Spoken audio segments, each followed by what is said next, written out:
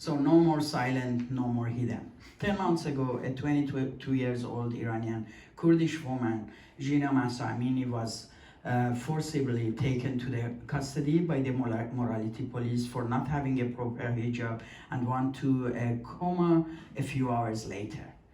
Her death as a result of what happened to her in the hand of the morality police in those hours triggered the nationwide women life freedom revolution.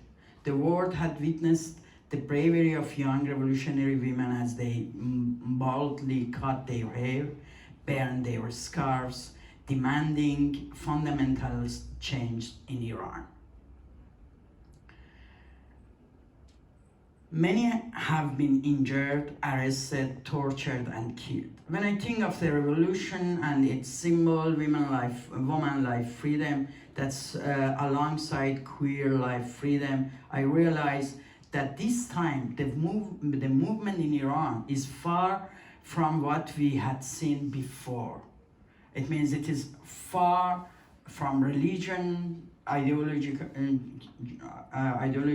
and is far from parts of the government. So like before, so reformist and other movements we had in Iran. The woman life freedom, Azadi revolution has been a turning point for the visibility of the LGBTI community in Iran. We witnessed how involved and active the young LGBT members in Iran were in the revolution. From protesting on the streets, tagging walls with pro-LGBT and pro-freedom slogans, you see here a couple of examples of that, which is LGBTI rights, which is not safe to do that. So.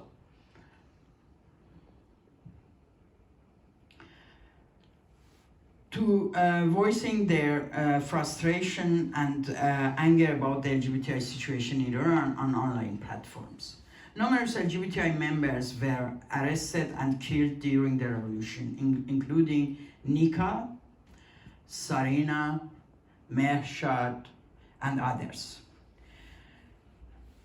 We were able to recognize them as queer persons due to their specific activism, sometimes their own admission on various platforms like Instagram or Telegram, and other times due to their close friends and loved ones. Unfortunately, the Iranian society never allowed the sexual orientation, stories, and identities of these individuals to be accepted.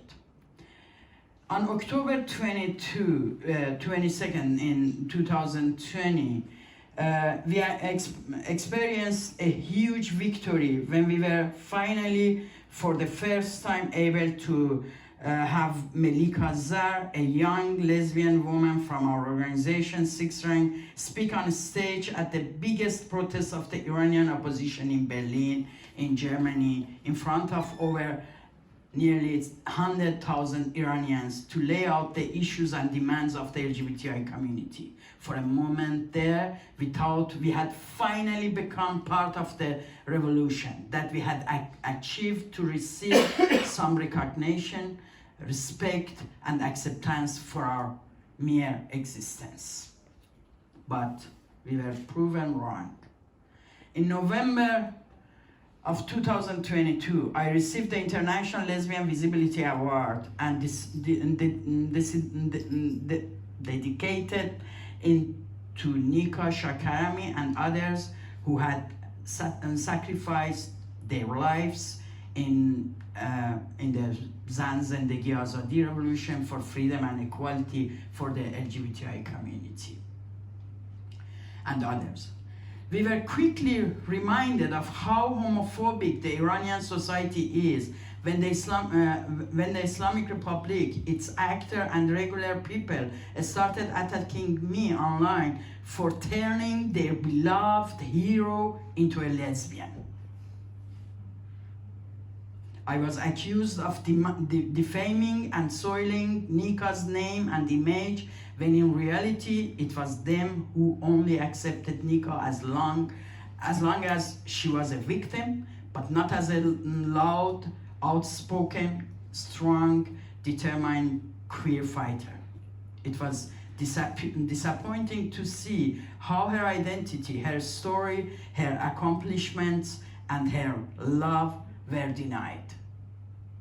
The LGBTI community in Iran knows that under the Islamic regime, they will never be able to live in peace, be safe, experience love. Knowing that does, however, motivate and inspire LGBTI members to push for change by actively participating in the protests and voice their anger and dissatisfaction. After the cyber attacks on me, Sixran and Nika's identity, Sixran received numerous wills from members of the LGBTI community in Iran, giving Sixran permission to reveal their true identities, including their sexual orientations or gender identity after their deaths, so that their families, friends, and society couldn't deny them. These type of actions are in itself a form of political defiance. This proves how aware and committed the LGBTI community in Iran is to bring about change. However, there are groups surprisingly inside the country that have understood the importance of the inclusion of the LGBT demands in February this year. In February, 27 civil society groups and unions signed the Charter for Minimum Demands that outlined their views for the future Iran. The point 4 is about the struggles of the LGBTI community and how to guarantee their rights as equal citizens. It is an important achievement that we were able to push the discourse about LGBTI demands in the forefront of this revolution, but we still have a long way to go. The Islamic regime already feels threatened, which is a good sign for us. They are taking note of our resistance and achievements, so they upped their hate campaigns against the LGBTI community and Sixran by name. The Iranian regime used fear-mongering tactics to accuse the whole revolution of having the sole goal of normalizing homosexuality. This, of course, frightened even those who believed in the revolution but viewed LGBT issues as a taboo.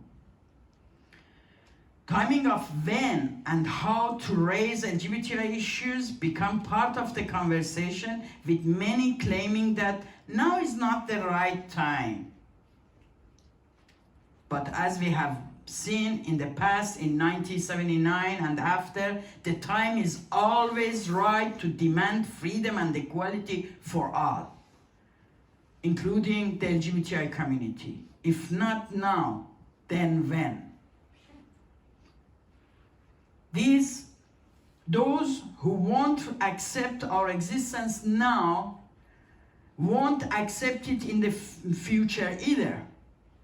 One of our criteria for recognizing progressive groups and organizations these days is whether they respect LGBTI rights or not and include LGBT rights in their manifestos. The LGBTI community is oppressed by the Islamic regime, and as we see in this picture, in the last 10 months, the hate speech and hate campaign against the LGBTI community is raising in different forms. So I will stop here, and we can come to other issues like Iranian government's policy in the discussion.